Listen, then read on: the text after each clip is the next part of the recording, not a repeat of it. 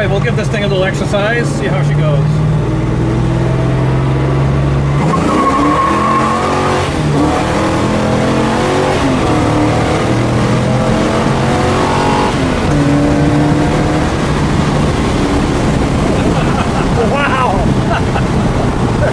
So we actually got it up to its rev limiter of 6,000 RPM in third gear. Wow!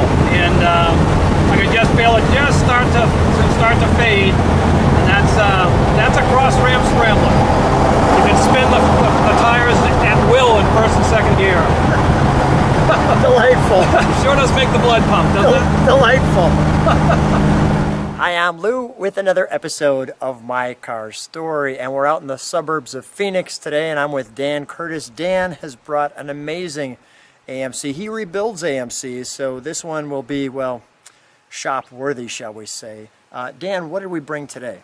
So Lou, thanks for coming out to visit. We brought a 1969.5 Rambler Scrambler in the lesser well-known B scheme. That is one that doesn't have the graphics on the hood, the roof, and the trunk, and a much more subdued paint job on the side. Let's take a look at it. And the B scheme, well, they made about 1,500, and the B scheme only about a little over 250 of those. So we will show you a slight comparison between the two in a moment, but we'll do that until we get under the hood. So there is our B scheme car. And you can see this decided difference between an A scheme and a B scheme, with the red and the blue on the sides is much less pronounced. The A scheme has red across the entire side of the car without any blue on the bottom. Now, do we know if the B scheme came because they just weren't selling enough of them with the crazy red, we'll call it billboards on the side, or to give it a more subdued look? Because it clearly does look more subdued, but this, is not very subdued still. So that's a great question, Lou, and in fact there's a debate about that amongst the AMC enthusiasts, and myself and another gentleman who keep track of all the scramblers. We've determined that some of these B schemes were actually out in the very beginning. The rumor was that they did 500 of the A schemes first, then they did the B schemes, and then they did some of both, and that turned out not to be true because they only actually made 297 of these B schemes altogether. Got it. They call this the mailbox hood scoop because, well, it looks like you could put the mail right in the scoop, and we actually have the light where you can see how that works today, which is pretty cool. Now, so the interesting thing about that hood scoop, Lou, is that when the car is running, the hood scoop is closed, and when you floor it, the loss of vacuum results in the hood scoop opening, and that's where you get the ram air induction. When the hood scoop is open, the air is pushing down in there and producing more horsepower the faster you go. So let's open up the engine compartment while we're here, and the parts that you're going to see were all parts that you could have received from AMC at the time. And so this is a cross-ram equipped car that we did at my shop, and you can tell it's got two 4-barrel carburetors. It also has tubular exhaust headers. It has a Mallory electronic ignition, and it's got a very aggressive camshaft in it. And that altogether produces well over 450 horsepower on this engine. Wow. And this only weighs a little under 3,000 pounds. And in fact, when you take off the heavy cast iron intake manifold and the heavy exhaust manifold, you drop another 100 pounds, so it's down below 2,900 pounds. If you do the math, the horsepower to weight ratio in this car is extraordinary. Tell me about that little tag that I'm featuring on the valve cover. So that tag indicates when that engine was made. So this car, being a B scheme, the 2 stands for 1969. They started in 67 as 0. 68 was 1, and then the 2 is 69, and then 04 is April. W is the 390 engine, and then 16 is the date in April when that was made. So this engine was assembled on April 16th, 1969. Got it. Great stuff. And I'm going to take a moment just to show you the difference between an A and a B. Okay, so I wanted to give you a little perspective of the two cars. So we've talked about the A, and this is the A. You could see the obvious red stripe on the car, and the lesser known B has no red stripe, but obviously, well, it does have a red stripe, but clearly not as prominent as it is here. But let's take a look under the hood. First of all, you can see on the, what they call the mailbox, The hood scoop, yeah. The hood scoop. We have air on this one with this emblem here, nothing here. Well, let's take a look under the hood because this gets interesting. So the B scheme was a lot more subtle than the A scheme, and so people didn't really recognize what these cars were as much as on the A scheme, because the A scheme screamed, "Look at me." But what some folks did, and what I did with this one, is I put a cross-ram equipped 390 in it that has in excess of 450 horsepower, which is a phenomenal amount of horsepower in a car that weighs under 3,000 pounds. And this was all the things that you could get from the factory back in that time frame. Correct. The cross-ram intake you could get over the dealer counter, you could get the headers, you could get the Mallory distributor, and all those things were available from the dealership. And let's show the A, what that looks like under the hood, because it obviously looks a lot different. I like how they put that bracing and strut here across the back. And here in the A. So this A scheme is equipped with what's called the Group 19 Performance Package, and this one has the factory original air cleaner with the seal around the opening. Obviously on the car with the dual quads, you don't have the seal because it's a single opening in the hood. This one, like the B scheme, has the Mallory distributor. It has the original Doug Thorley headers from the 70s, and then what's called an R4B, which stood for Rambler 4-barrel intake manifold. And that combination of those parts, in addition to the original Group 19 camshaft, which I also have in this one, resulted in adding about 100 horsepower to the 315 horsepower stock from the factory. The one behind us with the cross ram and some additional stuff, that one is in excess of 450 horsepower, and when we take them for a ride, you'll see the difference. It's pretty astounding. Well, we're looking forward to that. I just wanted to show everybody on the B how much different it is from the A. And we're back. So let me show you, while we've got this open, why don't we start it for just a moment. I'll sit behind it for a second. We'll step on the brakes just so people can see the taillights, and then we'll let it idle. We'll hear that cam, and then you'll give it one nice rev. We can do that. Okay, why don't we start that up?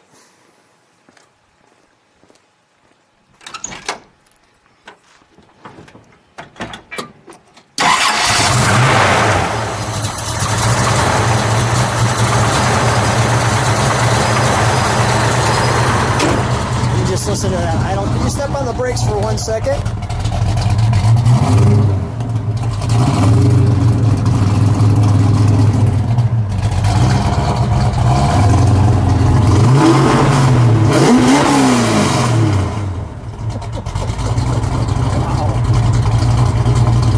One more time, Dan.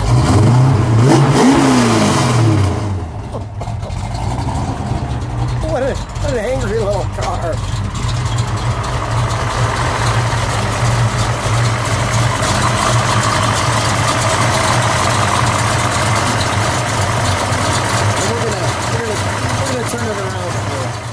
And we're back with the back. So here's the SC Rambler or Scrambler.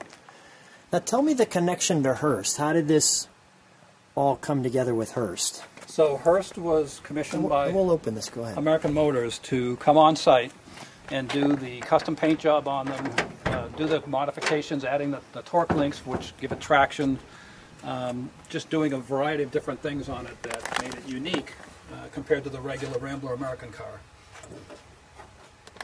And that actual B-type is one that you used to have that Johnny Lightning made from your car. Correct. I actually have all the templates that Johnny Lightning made the car from, and it actually has the white letter tires just like this one.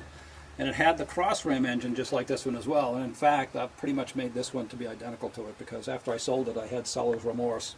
And it took me 10 years to make another one, but I made another one. Wow. And that's this one. That is this car. So tell me on what we're looking at here, where it shows these pieces, and show me what you have in your hands. So in 1969, if you walked into the American Motors showroom, you saw 3 of these triangulated and taped together on the roof of the car, or on the hood of the car. But I suspect they put it on the roof because they didn't want to block the view of the hood scoop. Sure. And then on the windshield were these documents here describing what was unique about it, which is the power front disc brakes, the extra heavy shock absorbers, heavy-duty cooling, and fan shroud, and all the other components that it has, like the hood latches that you actually you toggle the 4th one down.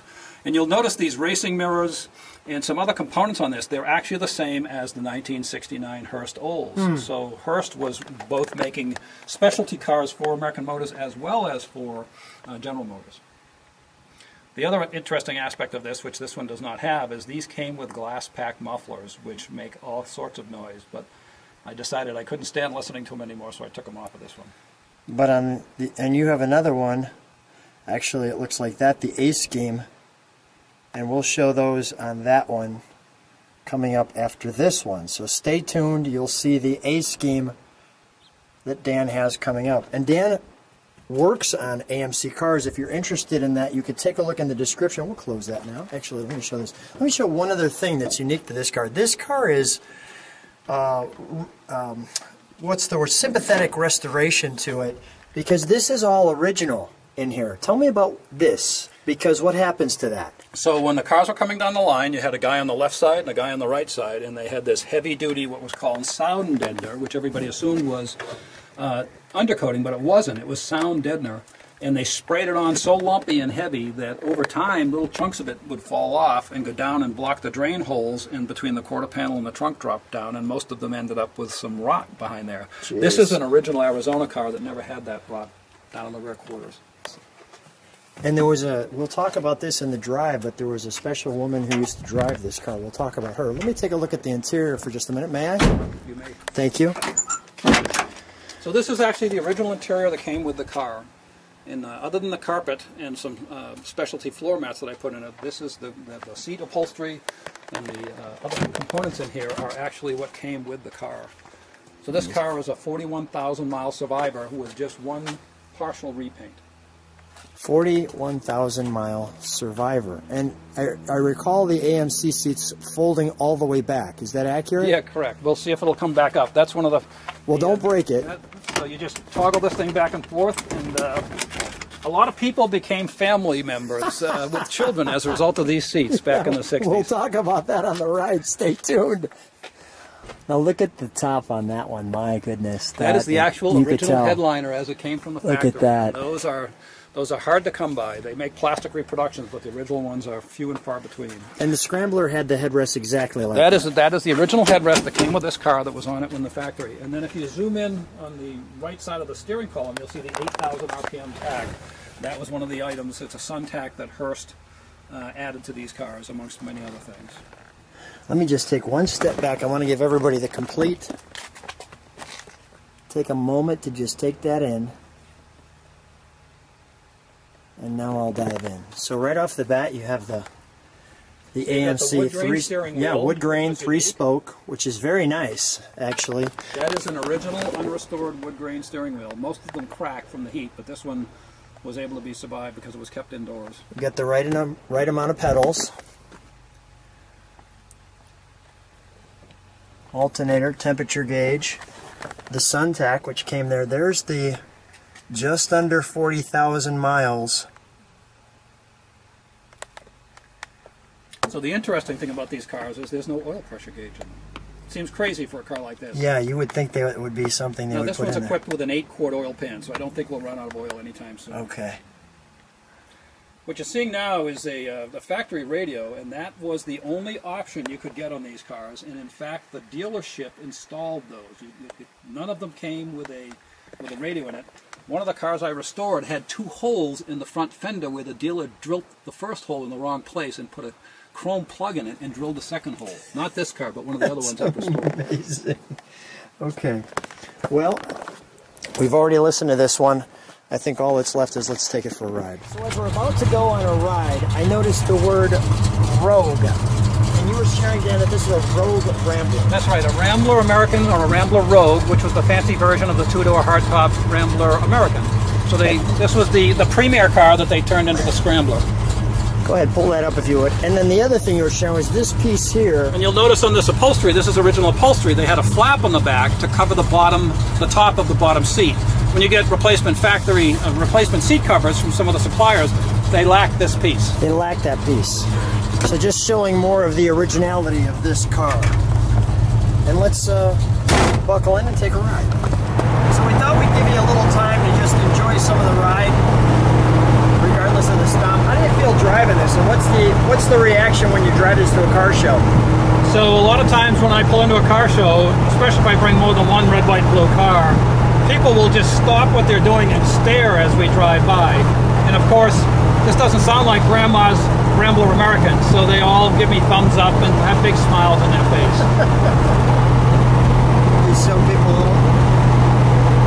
You can hear this one just wants to go. This one's asking to be stepped on. I hope the sound comes through on that. So the reason for the unique sound on this one is it's got 1 3/4 inch tubular hitters, which are aftermarket, not the ones from AMC. It also has an X pipe in the exhaust, and it's got very low restriction mufflers on it. They really sing and make a lot of deep rumbling sounds, and when we get on it, you'll hear a lot of carburation noise from those two 4-barrel carburetors. Which is exactly what we like. Yes, it is. So I have a 68 AMX, and when I first learned how to drive, I used to try burnouts so I could practice for racing.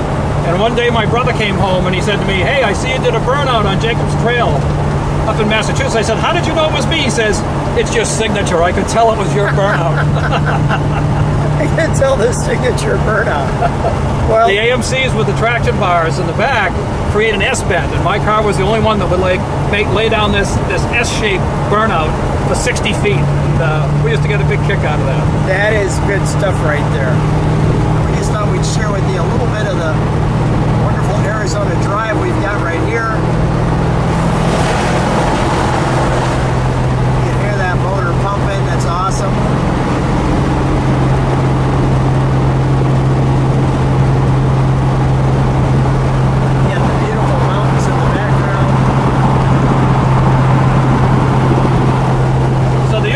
Thing about these AMC V8s, even when you can get them, this one's a little under 500 horsepower.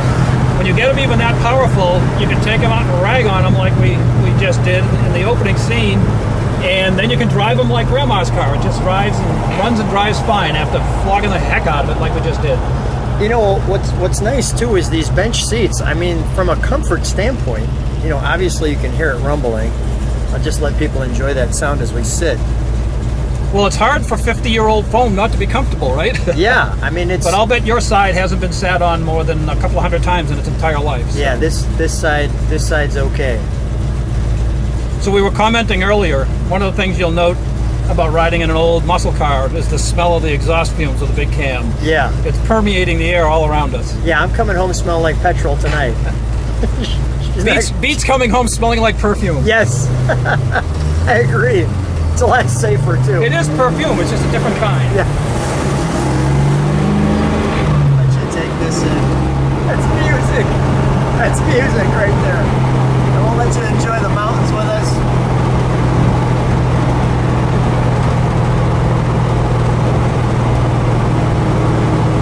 Well, that is one smile-making episode.